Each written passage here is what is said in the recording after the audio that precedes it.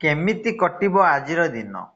October 3 ତାରିଖ ଶୁକ୍ରବାର। ଜାଣନ୍ତୁ କେଉଁ ରାଶି ପାଇଁ କେମିତି ରହିବ ଆଜିର ଦିନ। ଭିଡ଼ିଓଟି ଭଲ ଲାଗିଲେ ଲାଇକ୍ ସେୟାର ସବସ୍କ୍ରାଇବ୍ କରିବେ। ପାଖରେ ଥିବା ବେଲ୍ ଆଇକନ୍ ଦେବେ, ଅଲ୍ ନୋଟିଫିକେସନ୍ ଅନ୍ କରିବେ, ଯାହାଫଳରେ ନୂଆ ନୂଆ ଭିଡ଼ିଓ ପାଇପାରିବେ। ପ୍ରଥମରେ ଦେଖିବା ମେଷ ରାଶି ବ୍ୟକ୍ତିମାନଙ୍କ ପାଇଁ ଆଜି ଦିନଟି ସ୍ୱାଭାବିକ ରହିବ। ମନକୁ ଶାନ୍ତ ପ୍ରଫୁଲ୍ଲ ରଖିବାର ଏକମାତ୍ର ଉପାୟ ହେଉଛି ଈଶ୍ୱରଙ୍କ ନାମ ଜପ କରିବା। ଆଧ୍ୟାତ୍ମିକ ପାଠରେ ନିୟୋଜିତ ହେବା। ଆପଣଙ୍କ କ୍ରୋଧ ଏବଂ ବାଣୀକୁ ନିୟନ୍ତ୍ରଣ କରନ୍ତୁ, ନଚେତ୍ ଆପଣ ବିବାଦରେ ଫସି ଯାଇପାରନ୍ତି। ନକାରାତ୍ମକ ଚିନ୍ତାଧାରା ଏଡ଼ାନ୍ତୁ। ଅତ୍ୟଧିକ ଖର୍ଚ୍ଚ ହେବ, ଯାହା ଆପଣଙ୍କ ଆର୍ଥିକ ପରିସ୍ଥିତିକୁ ଦୁର୍ବଳ କରିପାରେ। କାର୍ଯ୍ୟରେ ସତର୍କ ରୁହନ୍ତୁ। ଉଷ୍ମ ଯୁକ୍ତି କିମ୍ବା ଆଲୋଚନା ଏଡ଼ାନ୍ତୁ। ଆପଣଙ୍କ ସ୍ୱାସ୍ଥ୍ୟ ଭଲ ରହିବ। ସେଭଳି ଦେଖିବା ବୃଷ ରାଶି ବ୍ୟକ୍ତିମାନଙ୍କ ପାଇଁ ଆଜି ଏକ ମିଶ୍ରିତ ଦିନ ହେବ।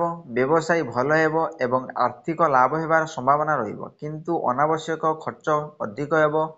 ଆପଣ ପୁରୁଣା ବନ୍ଧୁମାନଙ୍କୁ ଭେଟିବେ ଏବଂ ପରିବାର ସହିତ ଏକ ଯାତ୍ରା ଯୋଜନା କରିବେ। ପ୍ରଚୁର ମନୋରଞ୍ଜନ ଉପଲବ୍ଧ ହେବେ, କିନ୍ତୁ ମଧ୍ୟାହ୍ନ ପରେ ଅତ୍ୟଧିକ ଚିନ୍ତାଧାରା ଯୋଗୁଁ ଆପଣ ମାନସିକ ଭାବରେ କ୍ଳାନ୍ତ ଅନୁଭବ କରିବେ। ଅତ୍ୟଧିକ କ୍ରୋଧ ଆପଣଙ୍କୁ ବିରକ୍ତ କରିବ। ଆପଣଙ୍କ ବାଣୀ ନିୟନ୍ତ୍ରଣ କରିବା ଦ୍ୱାରା ଆପଣ ପରିସ୍ଥିତିକୁ ନିୟନ୍ତ୍ରଣ କରିପାରିବେ। ଆପଣଙ୍କ ସ୍ୱାସ୍ଥ୍ୟର ଯତ୍ନ ନିଅନ୍ତୁ। ସେଭଳି ଦେଖିବା ମିଥୁନ ରାଶି ବ୍ୟକ୍ତିମାନଙ୍କ ପାଇଁ ଆଜି ଏକ ଶୁଭ ଦିନ ହେବ। କାମ ଏବଂ କଠିନ ପରିଶ୍ରମର ଧ୍ୟାନ ଦେବା ସଫଳତାକୁ ନେଇଯିବ। କାର୍ଯ୍ୟରେ ସଫଳତା ଆପଣଙ୍କ ମନରେ ଆନନ୍ଦ ଆଣିବ। ଆପଣ ସାମାଜିକ କାର୍ଯ୍ୟକଳାପରେ ଅଂଶଗ୍ରହଣ କରିପାରିବେ, ଯାହା ସମାଜରେ ଆପଣଙ୍କ ସମ୍ମାନ ବୃଦ୍ଧି କରିବ। ପାରିବାରିକ ପରିବେଶ ମଧ୍ୟ ଅନୁକୂଳ ରହିବ, ଯାହା ଆପଣଙ୍କୁ ଶାରୀରିକ ଏବଂ ମାନସିକ ସୁସ୍ଥତା ପ୍ରଦାନ କରିବ। ଭାବପ୍ରବଣତା ଦ୍ୱାରା ବହନ ନ ହେବା ପାଇଁ ସତର୍କ ରୁହନ୍ତୁ। ଆପଣ ପରିବାରର ସଦସ୍ୟଙ୍କ ସହିତ ସମୟ ବିତାଇବେ। ଆପଣ ବ୍ୟବସାୟିକ ଅଂଶୀଦାରଙ୍କ ଠାରୁ ଲାଭ ପାଇବେ। ସେହିଭଳି ଥିବା କର୍କଟ ରାଶି ବ୍ୟକ୍ତିମାନଙ୍କ ପାଇଁ ଆଜି ଏକ ଭଲ ଦିନ ହେବ। ଆପଣ ବ୍ୟବସାୟରେ ଆର୍ଥିକ ଲାଭ ରଖିବେ। ପରିବେଶ ଅନୁକୂଳ ରହିବ।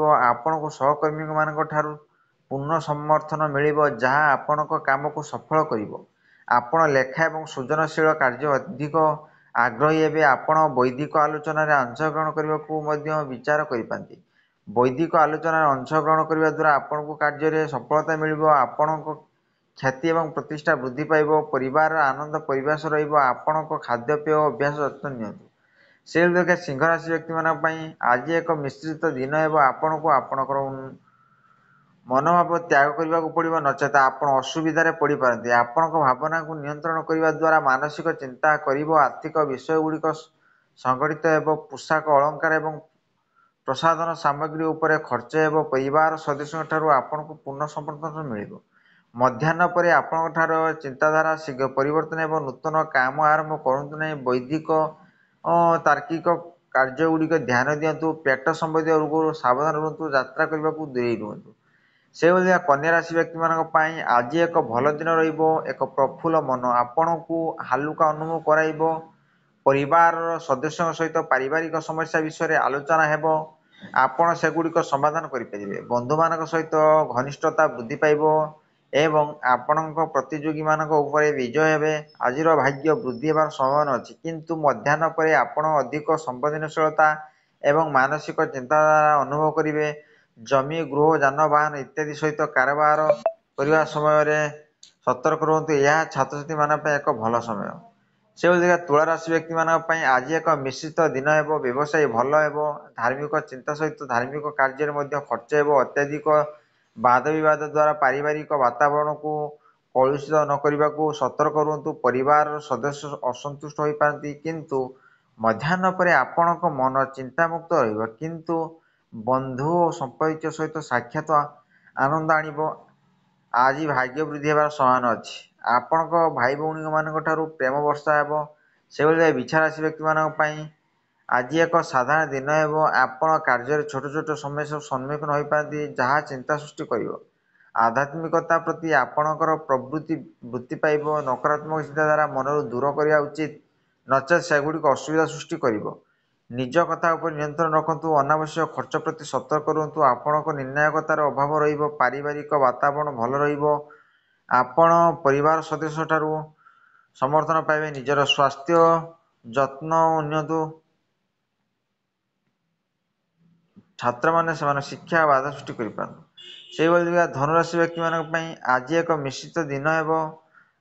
କାହା ସହିତ ଆର୍ଥିକ କାରବାର ଏଡ଼ାନ୍ତୁ ଏବଂ କୌଣସି ବିବାଦ ଏଡ଼ାନ୍ତୁ। ନିଜ ମନକୁ ଏକାଗ୍ରତା କରିବାକୁ ଚେଷ୍ଟା କରନ୍ତୁ। ଆପଣଙ୍କ ଖର୍ଚ୍ଚ ନିୟନ୍ତ୍ରଣ କରିବାକୁ ପଡ଼ିବ। ସମ୍ପର୍କୀୟ ଆଚରଣ ଆପଣଙ୍କୁ କଷ୍ଟ ଦେଇପାରେ। ମଧ୍ୟାହ୍ନ ପରେ ଆପଣଙ୍କ ସ୍ୱାସ୍ଥ୍ୟର ଉନ୍ନତି ହେବ।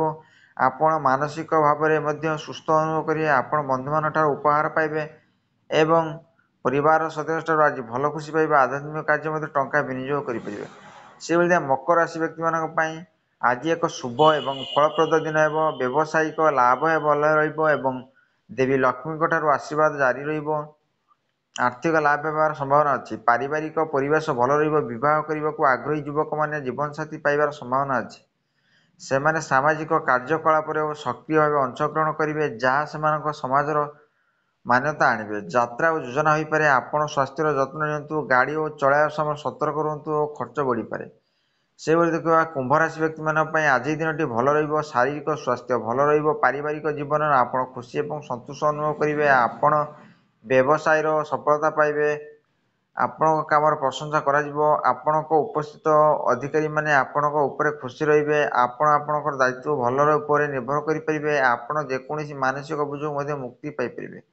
ବ୍ୟବସାୟ ଲାଭଦାୟକ ହେବ ଏବଂ ଆପଣ ଆପଣଙ୍କ ସ୍ତ୍ରୀ ଏବଂ ପୁଅଙ୍କ ଠାରୁ ମଧ୍ୟ ଭଲ ପାଇବେ। ସାମାଜିକ କ୍ଷେତ୍ରରେ ଆପଣଙ୍କ ପ୍ରତିଷ୍ଠା ବୃଦ୍ଧି ପାଇବ। ସେଭଳି ଦେଖିବା ମୀନ ରାଶି ବ୍ୟକ୍ତିମାନଙ୍କ ପାଇଁ ଆଜି ଏକ ମିଶ୍ରିତ ଦିନ ହେବ। ଆପଣଙ୍କ ସ୍ୱାସ୍ଥ୍ୟର ସାମାନ୍ୟ ପରିବର୍ତ୍ତନ ଆସିବ।